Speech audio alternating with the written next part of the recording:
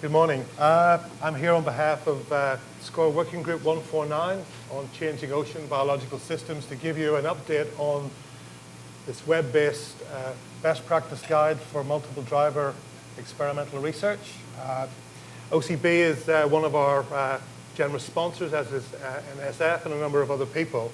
And the first thing I'll do is just take you back to the precipitous sort of developments that took place over just over a decade with respect to ocean acidification. And over that time, it was a pretty wild ride. There were a few mistakes made along the way when things were really sort of trucking along.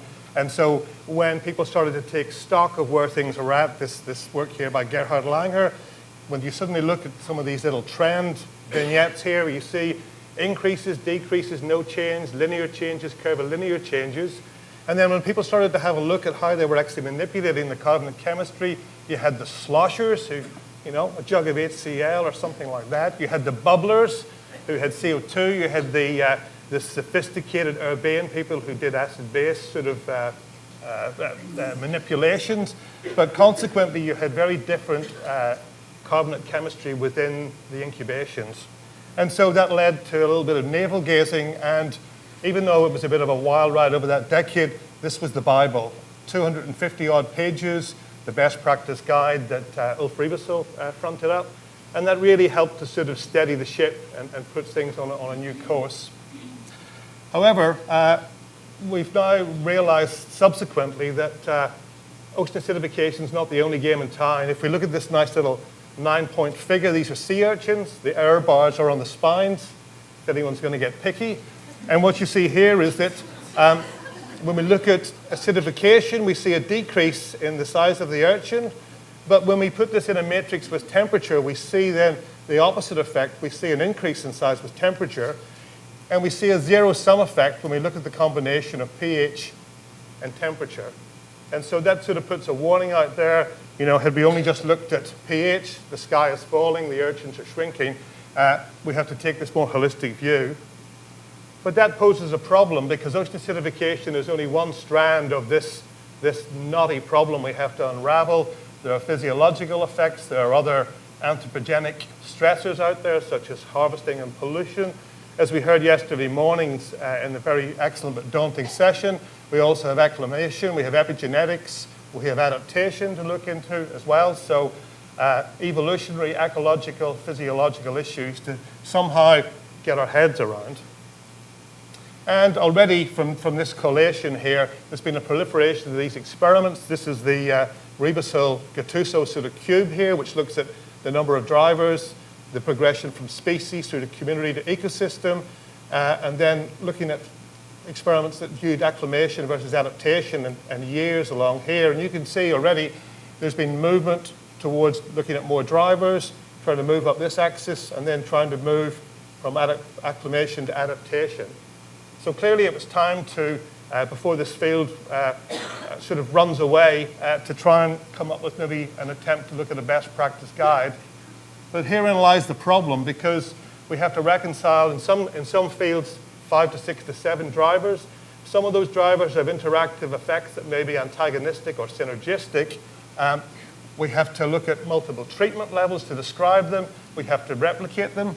And so it turns into an advertisement for Nalgene, really. We end up with these huge number of permutations if you do a full factorial matrix with 6 treatment levels and 7 drivers and 3 or 4 replicates. And so we pose the question, do we need a bookshelf of best practice guides, one on warming, one on irradiance, one on interactive effects, one on temperature and so forth? Or can we really be reductionist and simply put out a fridge magnet with a very pithy message? And we had to sort of look in between and try and come up with it. And so this is what we have. We've decided to go with a web-based approach because we're really chasing a moving target here. We need something that's nimble. And so the core of this here is basically about a 40-page PDF. It's sort of a bit like a course book that steps things through. And then we have 3 steps. The first one is called decision support. It's really to get someone new to the field or an early career researcher or even someone more established to get them going, define what the question is, identify how they want to tackle it, come up with a design. We then take them to this virtual laboratory, the metal experimental simulator, where they have a number of iterations.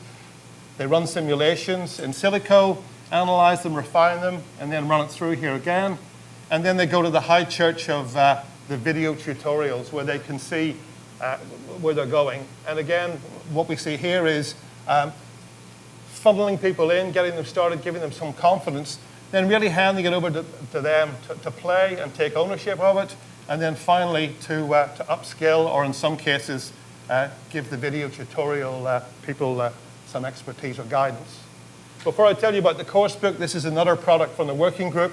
It's a paper that's simply gone out and reviewed all of the experimental strategies to look at physiological, ecological, and experimental evolutionary biology approaches. These different cubes and different permutations across the full factorial, the graphical representation of some of the different ways that you can tackle some of these problems. So that's another sort of tool that people have. The actual guide itself, then, as I say, is about 40 pages, and really what it tries to do is to sort of step people through some of the key issues. So, for example, if you're trying to get started, you want to find information about how to set your control, or you may be doing a more sophisticated experiment that requires involving some fluctuations. Where do you find this information? This is an example from Brazil, from Oreo Chiotti, who's on the working group, giving a wide range of different resources that you can go and have a look at. We also have these for a couple of other countries, but really just to give some examples of where you can find the relevant information to design better experiments. Similarly, if you want to come up with scenarios, or you want to look at different mechanisms, here's some stuff that some of the modelers in the working group have pulled together, where you can go and find different IPCC RCP scenarios. This is some work from Laurent Bopp. But the modeling resource then also points people in the direction of regional models as well, where you can go and get information as well to design an experiment, rather than finding out a year later that you've actually, by giving 5 degrees of warming, really not giving something that really we may see in a future ocean in your particular region. So then, moving on from the course book, these are the 3 steps. They're designed in a manner where you don't feel too daunted. It's a bit like when you look at your exam paper and it's got 16 pages and 150 questions, and you sort of want to leave the room. It's a bit like that with multiple drivers. So we have 3 little iterative loops, starting off with some very broad definitions, and then drilling down in ever more detail in terms of actually then coming up with a detailed design. And you can have multiple entry points, or you can loop around these as often as you want. This is what it looks like. You can do it as a PDF online, or you can get a Word document. This is the very first pass, very simple, what exactly is your research question sort of thing. And that rapidly then in the third pass starts to really drill down into the detail. We've road tested this with a couple of different groups and had some good feedback on it to help develop it further. But this is the sort of document you can print out. You can sit down with your cohort or with your mentor or supervisor, walk it through with the lab, get some feedback, and move it along, and as I say, gradually start to take ownership of it. Then we take you off to MEDAL, which is our virtual laboratory. And really what we want to do here is to get around the Nalgene problem. You've got to allocate resources, and rather than go off and do that and waste a lot of time, let's do it in silico. And so you've got to juggle between the number of drivers, the number of treatment levels. Do you want a mechanistic approach, such as a thermal reaction norm or a CO2 affinity curve, or do you want to put some IPCC scenarios in there? What levels of replication do you need? Are you going to flunk out on the statistics because you blew out on the drivers and the treatment levels? So it really helps you with some of these here, and again, running you through design, simulate, analyze, and refine. And really the engine of this here is this 4D lookup table we've put together. So we have 3 different environmental drivers in there, and essentially you produce this driver landscape, which is a bit like a fitness landscape. And what this here really represents then is we have 2 environmental drivers. This is a very fine-grained factorial matrix experiment, and depending on the mathematical relationship for the interplay between these drivers, you get this emergent landscape with respect to the response. What we've done then for the different drivers, you can see here, they don't all have the same responses. So we've sort of mixed and matched with the different driver responses. Some of them are more akin to a linear response. Others are somewhat more complex in terms of the landscape. And hopefully that'll give people an idea of what sort of interactions they're sort of looking at. And again, we've restrained from giving them anything other than just driver 1 and driver 2. We don't want to prejudice people that they should be doing experiments on temperature, because it depends on where they're working, what they're working on, and the region they're working in, the question they want to ask. And here we go to where it really gets complicated here then. So this is sort of where we've got drivers 1, 2, and 3. We've had to stack the landscapes because it's 4 dimensions. We bring response into it. But you can see these landscapes hopefully start to give a more graphical sort of representation of what is a very complex interplay across them. So how do the users of MEDAL then actually refine their designs? Well, in terms of the analysis of result, will point people in directions for different statistical tools that they can look, or statistical models they can use. But the real key thing is these visual feedbacks. And so in this example here, you can see the treatment levels here for this driver landscape. They haven't really captured the landscape very well. You can see they kind of skirt around the topography here. Whereas in this case here, this diagonal approach here does a much better job of sampling the driver landscape. And so that gives them a very rapid bit of visual sort of feedback on what's happening. The MEDAL virtual lab also has a randomization model such that you never get the same set of results twice, so your statistics will always be a little bit different. And again, people can go through this and upskill and learn, and also learn, hopefully as they go along, a little bit how drivers operate in relation to one another. And then the final step are the video tutorials. Here we can see Sinead Collins, an experimental evolutionary biologist, and John Havenhand, a biostatistician.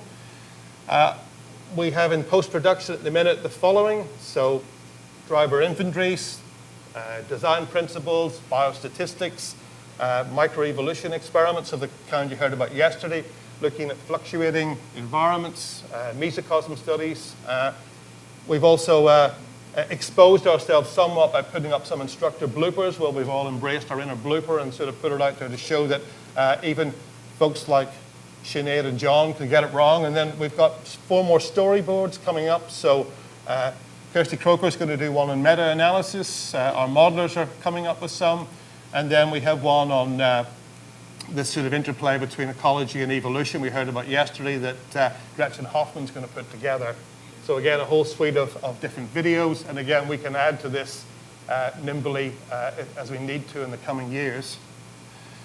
And again, we tried to build some links across them. And you can see in the background here, these colored tissue culture flasks sort of try and match up with some of the other tools we've put there. We had hoped to roll it out at the GRS, the Ocean Global Change one, next month in New Hampshire. We'll probably give a presentation similar to this because the virtual lab's not quite ready to go with just a couple of little glitches to iron out, but we should have it up before the end of the year. We'll put it out through OCB newsletter and other outlets. And you can also go on our group website. There's a bunch of other resources and links into other programs like the GON program on hypoxia, and also some of the work that IMBER and other groups through the IOC are doing. So there's also some featured papers there as well. And I'll just finish by thanking our sponsors in particular in the room here, the folks from OCB and also the folks from NSF with Dave Garrison. So thank you.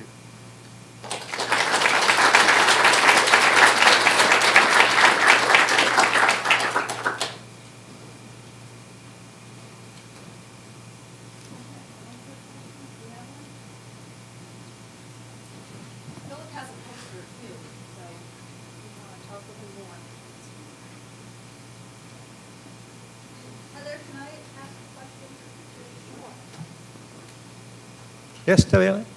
Maybe.